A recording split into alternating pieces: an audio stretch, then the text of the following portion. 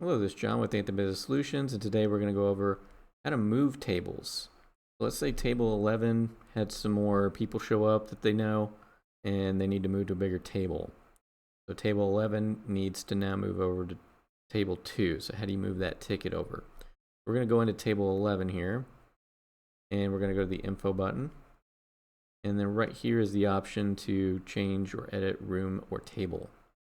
Click on that, and we're going to move this over to table 2. Once we select table 2, you hit send. And now it should be on table 2. And we can go to table 2 and start ringing up the rest of the order.